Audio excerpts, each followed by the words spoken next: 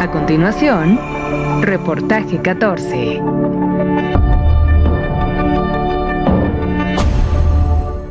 Clasificación A. Para todo público.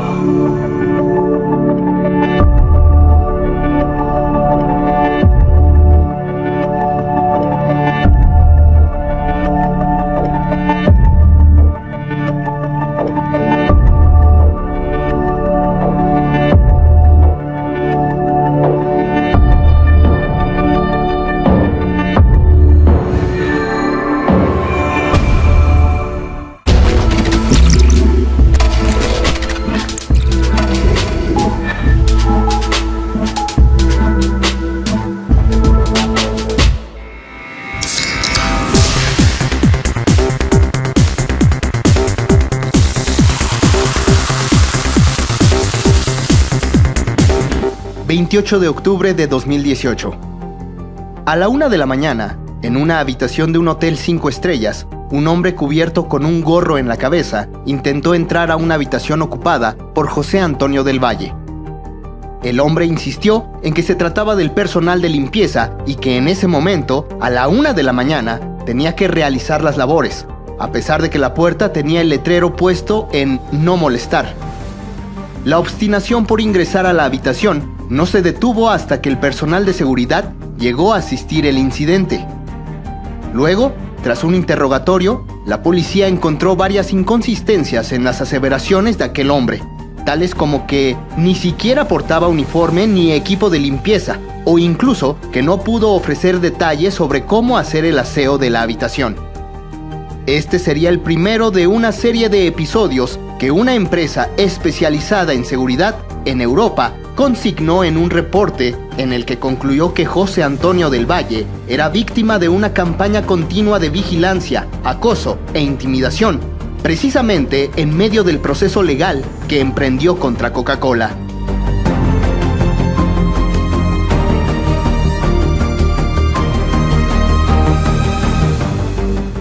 En 2018, José Antonio del Valle, un empresario mexicano, acusó y demandó penalmente a funcionarios de Coca-Cola y a la empresa transnacional por presuntamente cometerle fraude al robarle el concepto de su bebida Gogaba. Se trataba de un líquido que prometía ser un éxito en el mercado por el uso de una innovadora sustancia, el ácido gamma-aminobutírico, un neurotransmisor de relajación natural que ayudaría en la reducción del estrés, la ansiedad, así como potenciar la concentración. Ese año, José Antonio detalló que su empresa firmó un memorándum con Coca-Cola, mediante el cual proporcionó toda la información de su bebida para lanzarla en varios estados. Pero, según acusa el empresario, Coca-Cola no cumplió. Como un secreto industrial, que fue lo que yo denuncié, un robo del secreto industrial. ¿Qué es lo que tenía un valor? Pues todo mi know-how o conocimiento que Coca-Cola quería. Cómo ponerlo en una bebida, con qué características, a qué precio venderlo, con qué colores, cómo comunicarlo. Eso es el secreto industrial y eso no lo tenía Coca-Cola y eso es lo que se robaron y eso es en lo que me defraudaron. 4 años después, la historia no ha terminado y, contrariamente, ha inaugurado un nuevo capítulo. Desde 2018, José Antonio del Valle abandonó el país y desde entonces, según contó a Canal 14, ha sufrido diversos ataques que han puesto en riesgo su vida. Hay un patrón sistemático de acciones y de eventos que atravieso desde el 2018 hasta este momento, que en palabras de un experto en seguridad que analizó el patrón de dichos eventos, se definió como una campaña sistemática, orquestada de vigilancia, acoso y actos de sabotaje en el hogar para dañar mi integridad física y que incluso, y lo refrendo yo, ya me pudieron haber costado hasta la propia vida. Documentación de expertos de seguridad, contratados por José Antonio y de los que tiene copia el canal, dan cuenta de al menos 12 incidentes ocurridos tan solo de octubre del 2018 a julio de 2019, con diferentes grados de preocupación y que van desde vigilancia y acoso hasta el intento de allanamiento de morada que sufrió ese 28 de octubre de 2018 en un hotel donde se refugió tras huir del país y comenzar a ocultarse. Algunos ejemplos de estas acciones se han traducido en la toma de fotografías y videos constantes en situaciones cotidianas, como salir de un restaurante o al dejar su casa. Han sido muchísimos, la verdad muchísimos, incontables, porque cuando hablas de la vigilancia, puede ser incluso diario. Sin embargo, según asegura el empresario, los eventos no han sido los únicos. Tras ese primer análisis de seguridad, los actos en su contra se han prolongado hasta este 2022. En este periodo incluso vivió uno de los más fuertes. Yo me encontraba cenando un domingo en un lugar al que yo asistía de manera frecuente, y al salir me percaté de un sujeto pues con una actitud muy extraña, parado ahí cerca de la puerta. Inmediatamente lo detecté, me vio salir y se arrancó caminando delante de mí. En la medida que se arranca delante de mí, yo voy detrás de él y empiezo a alentar el paso justamente para que se vaya, considerando la posibilidad de que no estaba relacionado conmigo esta situación. Sin embargo, al doblar a la izquierda, él se sigue derecho. 1 o 2 cuadras adelante me doy cuenta que él ya había cambiado su rumbo y ya venía detrás de mí del otro lado de la banqueta. En el momento en que lo veo y me ve, ya había tenido en muchas ocasiones individuos siguiéndome, vigilando. Todo esto lo tenemos documentado. Y en ese momento, pero no pasaba de eso. Y en ese momento, cuando lo veo y me ve, se trata de cruzar la calle cargando hacia mí, lo cual cambia ya la naturaleza de los incidentes anteriores. Y afortunadamente venía atravesando un coche en ese momento la calle, lo que me permite ganarle varios pasos en reversa. El incidente no terminó ahí.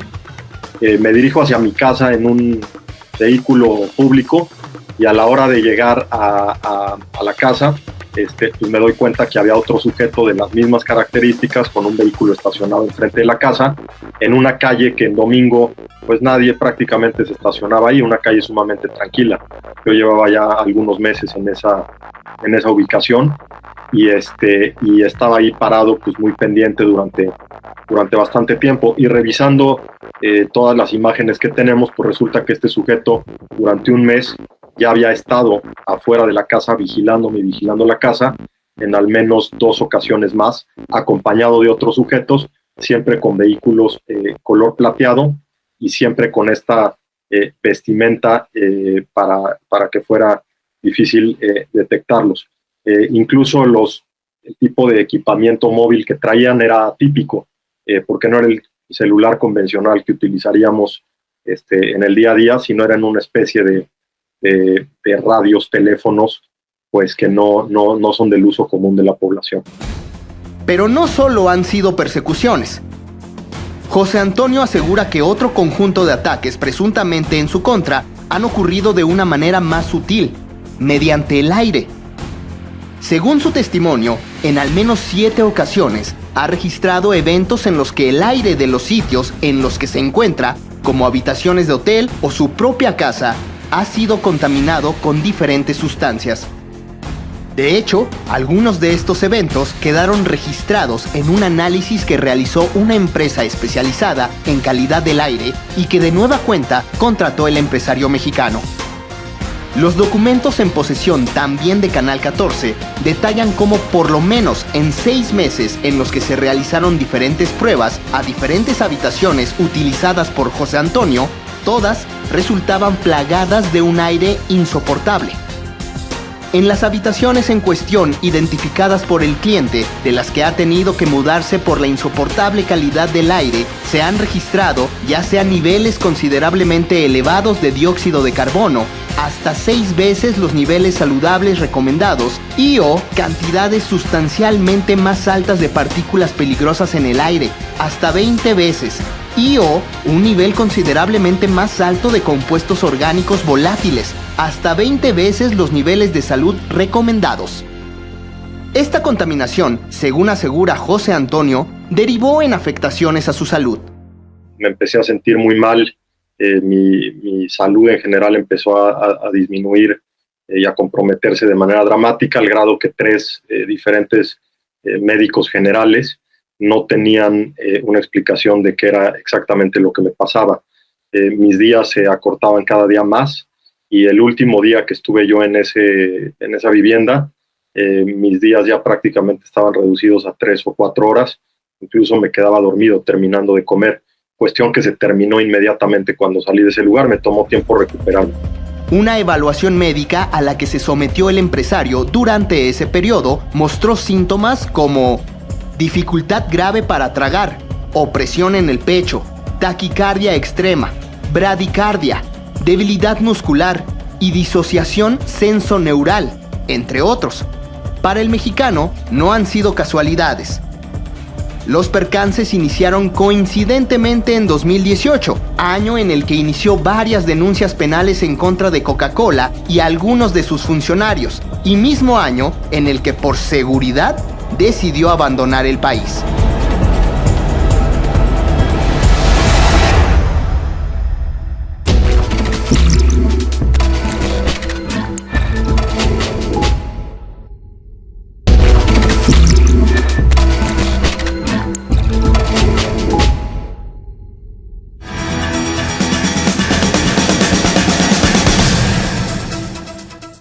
Las presuntas acciones de vigilancia, acoso y hasta contaminación de aire que ha denunciado José Antonio iniciaron en 2018, a la par que su denuncia por el supuesto fraude que le cometió Coca-Cola en el robo de su producto.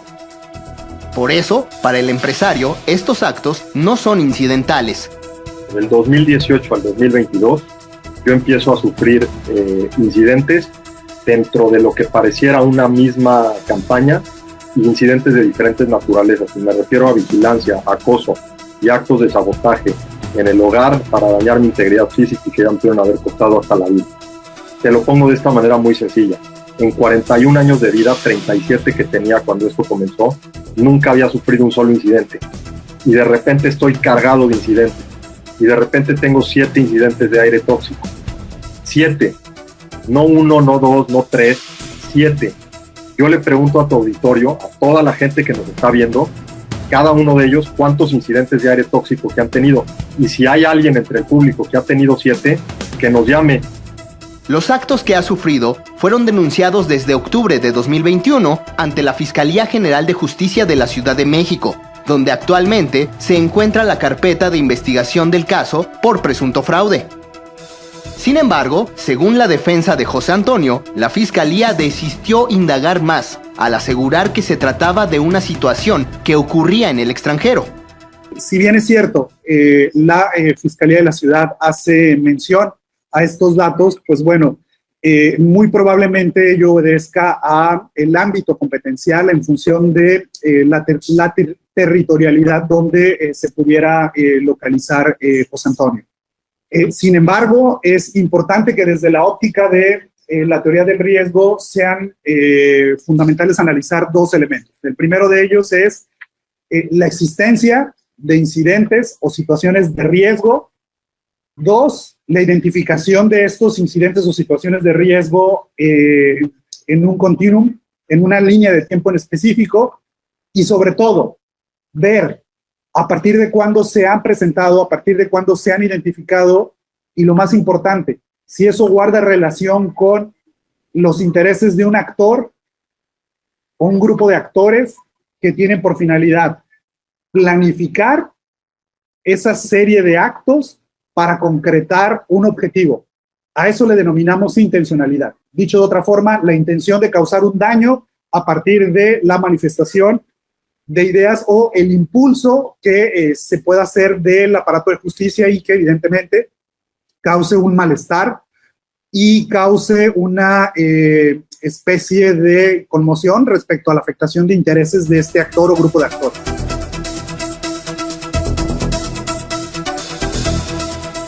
De manera directa o indirecta, pero con pequeño o máximo grado de responsabilidad, se los atribuyo a Coca-Cola, por lo que te acabo de referir.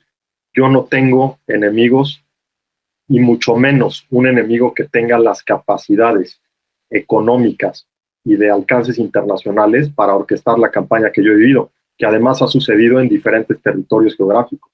Entonces, o sea, si las órdenes vienen de la máxima autoridad en Coca-Cola, no te lo puedo asegurar. Si vienen de un empleado de Coca-Cola, no lo sé. Si vienen de un embotellador que les está haciendo el favor, no lo sé. pero lo que sí te digo es que en el mínimo o en el máximo grado de responsabilidad, los hechos se tienen que regresar a Coca-Cola.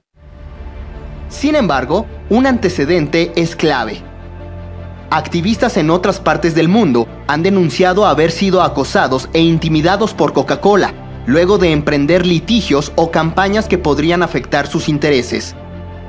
Uno de estos casos es el de Javier Correa, secretario general del Sindicato Nacional de Trabajadores del Sistema Agroalimentario en Colombia, Sinaltrainal, y obrero de Coca-Cola FEMSA en Bucaramanga, Colombia.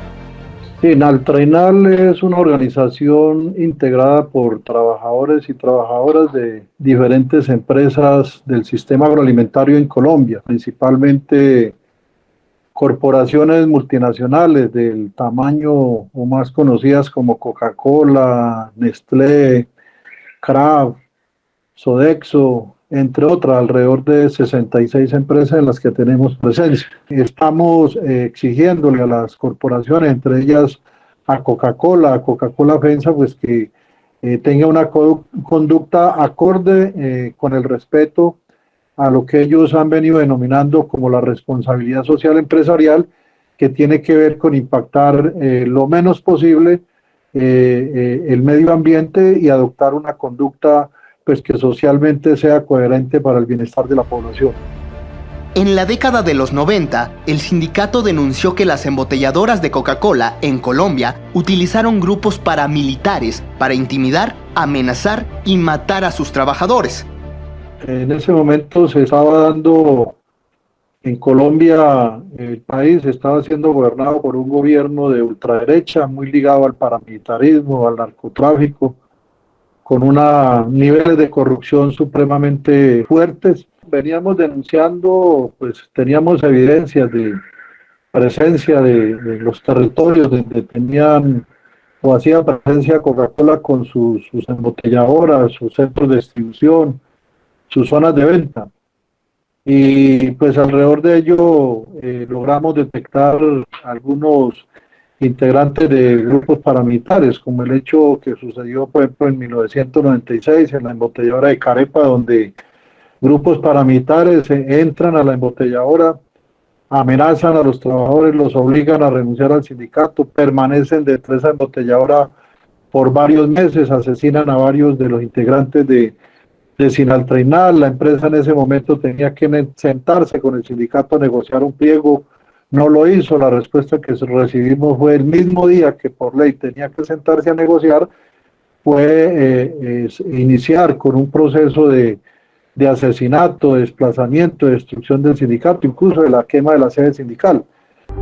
A 26 años de los hechos, Javier asegura que sus señalamientos han sido confirmados luego de que el caso finalmente está siendo investigado. Hoy podemos decir que eso que veníamos denunciando en ese momento, pues ya no solamente deja de ser una hipótesis, sino que se convierte en una realidad. Recientemente yo fui llamado por una de las fiscalías en Colombia de la Jurisdicción Especial de Paz, porque allí está siendo sometido bajo esa jurisdicción uno de esos paramilitares, que es Ramón Izaza, quien en su momento nosotros denunciamos que la empresa Coca-Cola se había reunido con su jefe máximo del paramilitarismo en Colombia, Carlos Castaño, en el nudo de Paramillo, y con Ramón Izaza. Y se cuenta, pues desde ese entonces se denuncia, incluso en medios escritos públicos se dijo cómo se habían reunido, habían departido, había sido una reunión muy efectiva para los representantes de Coca-Cola. Pues hoy estamos siendo llamados a esa instancia de la Fiscalía para que demos testimonio de esa reunión entre funcionarios de Coca-Cola y representantes o comandantes paramilitares como Carlos Castaño y Ramón Izaza, que hoy se encuentra a instancias de la Jurisdicción Especial para beneficiarse o obtener rebaja de penas por esos delitos que han cometido en el país. En el caso de Colombia, las amenazas no solo llegaron de manera grupal al sindicato, también particularmente. Javier asegura que desde entonces inició una campaña de intimidación en su contra. Se desató una persecución permanente. inicia con el que un funcionario de la empresa ingresa a mi casa sin autorización, presiona a mi familia para que me obligue a renunciar al sindicato, y de ahí en adelante empieza toda una campaña donde se viene el sacarme del puesto de trabajo, vienen las amenazas de muerte, los llamados descargos para suspender el contrato de trabajo, inician las judicializaciones penales en mi contra, donde la empresa a través de funcionarios pues intentan que se me responsabilice de hechos, por ejemplo, de daño a la empresa, de atacar el buen nombre, de injuria, de calumnia, al punto en que en 1996 soy víctima con otros trabajadores de unas falsas acusaciones. Unos trabajadores tuvieron que pagar injustamente cárcel, yo estuve con orden de captura. La empresa pues no ha parado esa persecución, actualmente le ha solicitado a un juez de la República en la ciudad de Bucaramanga que autorice mi despido, y toda esa persecución pues tiene mucho que ver con el interés que ha tenido la empresa en diferentes momentos de proponerme de que renuncie al contrato de trabajo, de que permanezca en silencio ante sus malas prácticas, incluso como en algún momento se atrevieron a decirlo, a insinuarlo, de que tenía incluso que abandonar el país como un mecanismo de acuerdo, y pues entiendo que pues todo esto me pasa sencillamente porque pues asumo públicamente el decir que lo que viene haciendo Coca-Cola, no solamente con los trabajadores, el tema de las amenazas, los despidos, las sanciones, yo asumo de que esto pues no ha parado por parte de la transnacional, porque me ve como a un estorbo, como algo que hay que quitar del camino, y pues yo he logrado, pues en medio de todas las dificultades que eso genera, de miedo, de intranquilidad para la familia, pues he logrado soportar, resistir, hacerle frente a esa situación. Por el caso de Colombia, en el año 2000, sindicatos y activistas de otras partes del mundo iniciaron un boicot a los productos de Coca-Cola. Uno de estos activistas fue el estadounidense Ray Rogers. Originally, I got involved when a couple of esteemed human rights attorneys came to me and said, Ray, we have a serious problem. We need your help.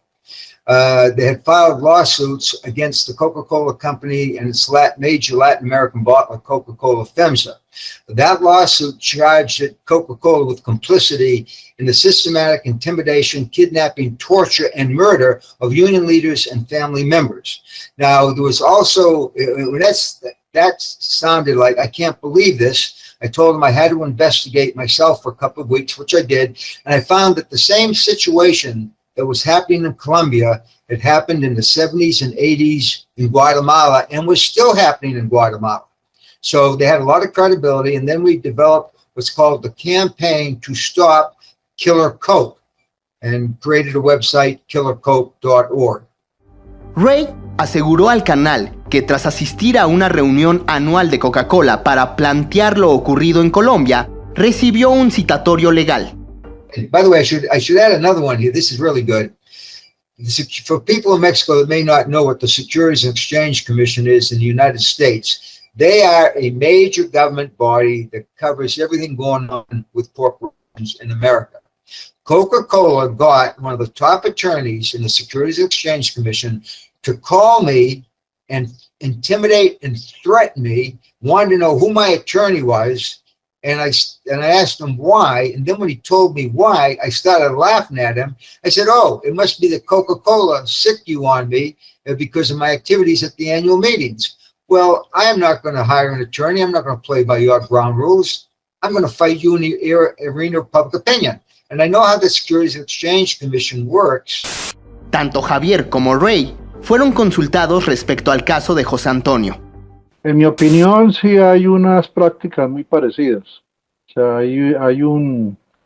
Empezando porque, bueno, se trata independientemente de que un hecho no es laboral en el fondo y el otro es un hecho de reclamar un derecho sobre una patente, un origen de un producto, una marca.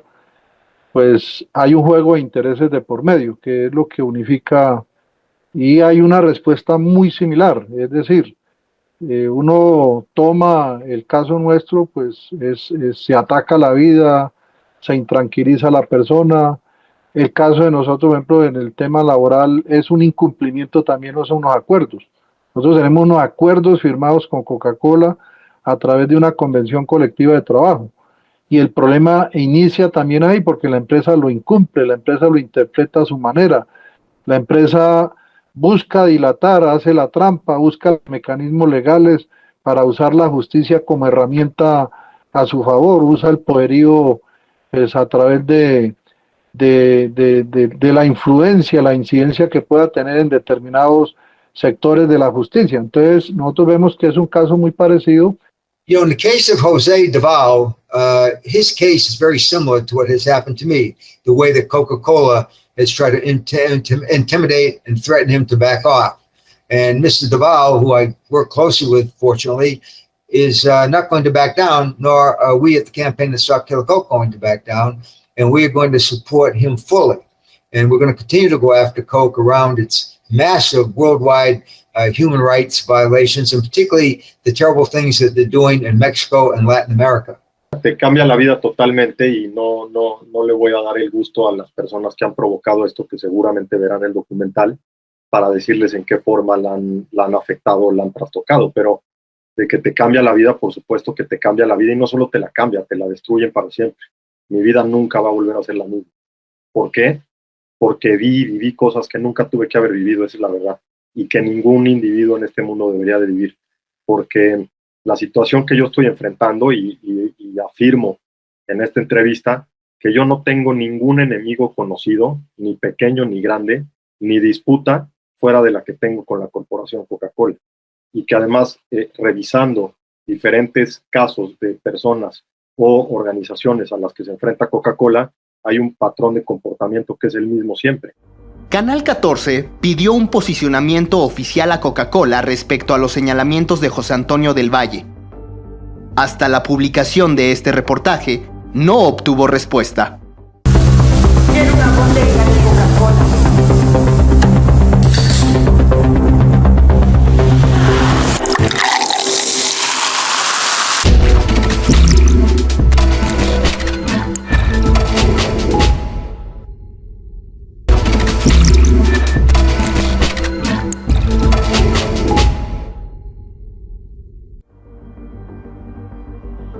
La investigación judicial del caso tampoco ha avanzado. La defensa de José Antonio, liderada por el abogado Efraín Cárdenas, asegura que las investigaciones siguen estancadas en la Fiscalía General de Justicia de la Ciudad de México, donde se ha denunciado la comisión de 2 presuntos delitos: fraude y revelación de secreto comercial.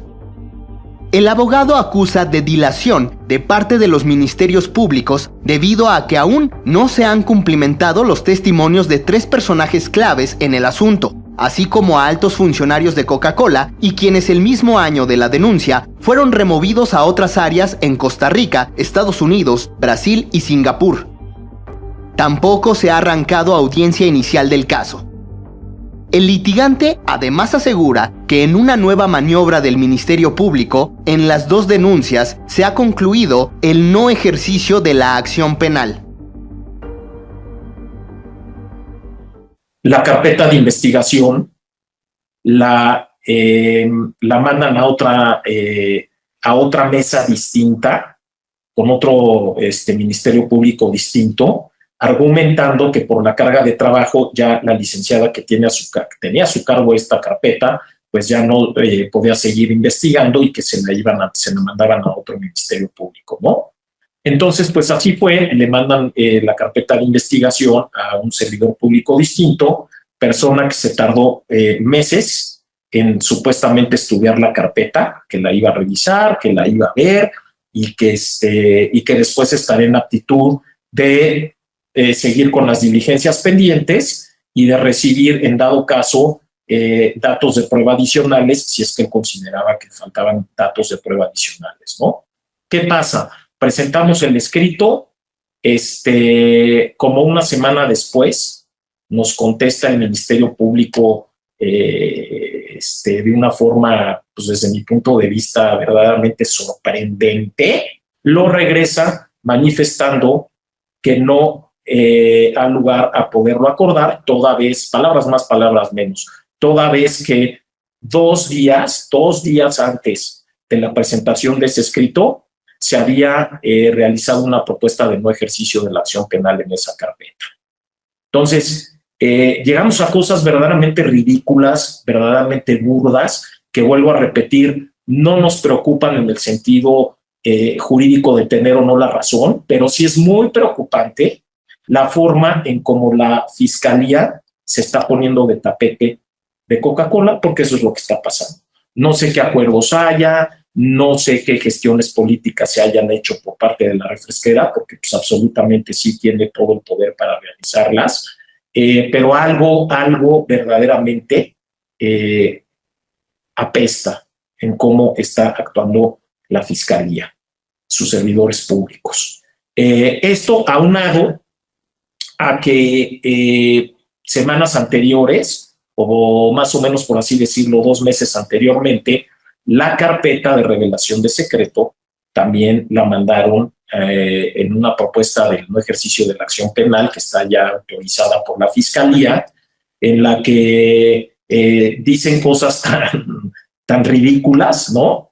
Como que el contrato de confidencialidad firmado con Coca-Cola no tendría valor porque no se especificó exactamente cuál es la información que iba a estar protegida por el secreto, cuando es evidentemente, absolutamente, pues toda la información que se fue dando durante todos los meses que el señor José Antonio del Valle fue el líder del proyecto y que estuvo compartiendo con todos los funcionarios de Coca-Cola, ¿no? Obviamente aquí están pasando cosas a las que personalmente les comento que como abogados litigantes estamos muy acostumbrados en este tipo de asuntos. Siempre, generalmente, los servidores públicos se cargan hacia el lado de quien tiene mayor poder económico, quien tiene mayor poder político, quien tiene mayor poder de relaciones, ¿no? Eso a mí ni me espanta, pues me queda clarísimo, ¿no?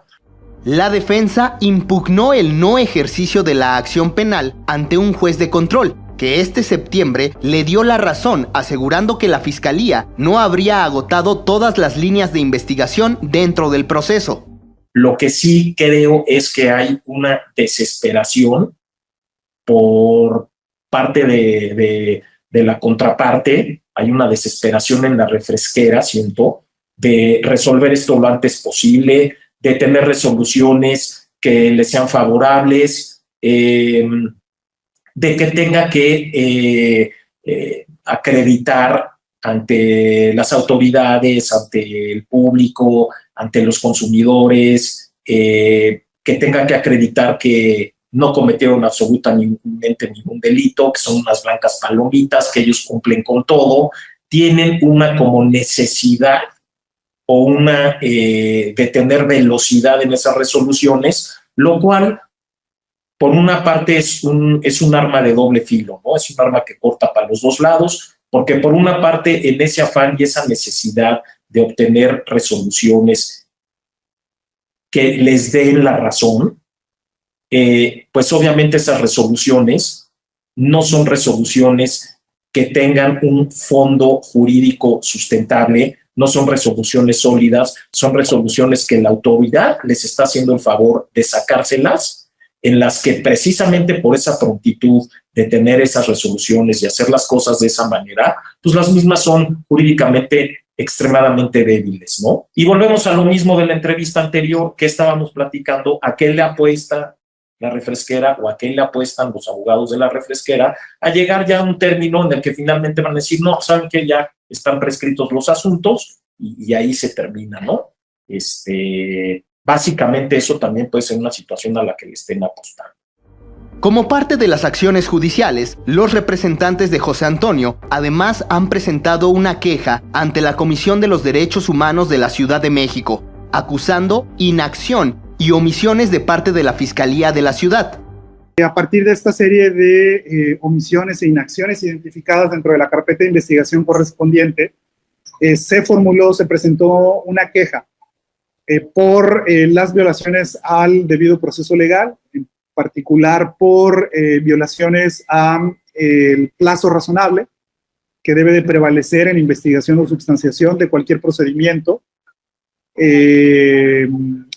procedimiento seguido en forma de juicio, y tiene por finalidad, digamos, documentar, pero también incentivar la integración inmediata de esta carpeta de investigación. Actualmente, esta queja se encuentra en trámite ante este órgano autónomo. Entonces, se le está dando el seguimiento correspondiente. Nosotros esperemos que en su momento se formule una conciliación, una solución amistosa del tema, a partir de que se realicen se termine de integrar la carpeta de investigación, o en su caso, pues bueno, ya la misma comisión en su momento determinará lo correspondiente a partir de la identificación de estas violaciones a derechos humanos sin perjuicio del acceso a la justicia, José Antonio.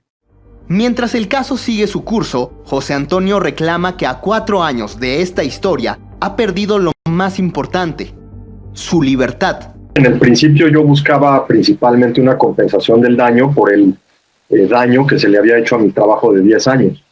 Hoy, después de que no he visto a mi familia en X número de años, y como siempre lo he sostenido, perdí país, familia, amigos y negocio, lo que busco es justicia.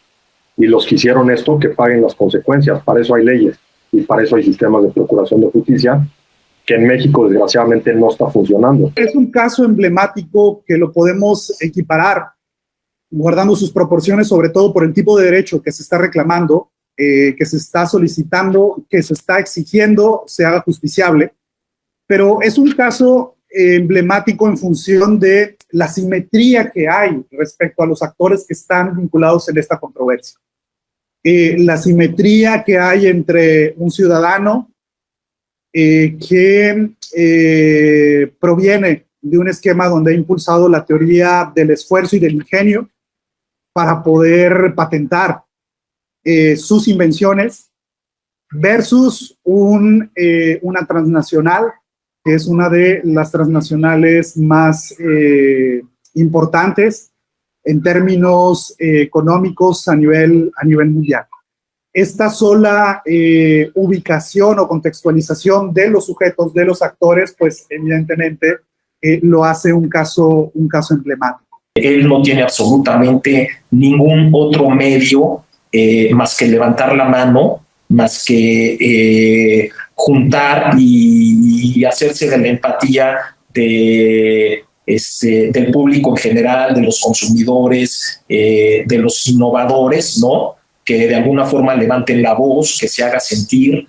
En muchas partes del mundo que hemos tenido la posibilidad de conocer, de que se han levantado con su voz reclamando sus derechos, porque pues en la medida en que se pueda exigir a Coca-Cola, a sus propietarios, respeto pues a los derechos de los pueblos, incluso de mismos empresarios como José, esas voces pues van en algún momento a también tener que ser tenidas en cuenta por parte de Coca-Cola y las autoridades en diferentes países del mundo, y decir pues que no estamos solos, desde diferentes partes del planeta luchando por unas reivindicaciones, por unos derechos, por unos intereses, y que pues hay que continuar, que hay que mantener la esperanza de que pues el poder económico, político de una transnacional como Coca-Cola no puede sepultar los